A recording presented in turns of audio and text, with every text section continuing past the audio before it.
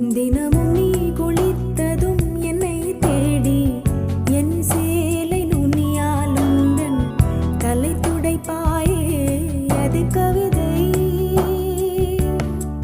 திரு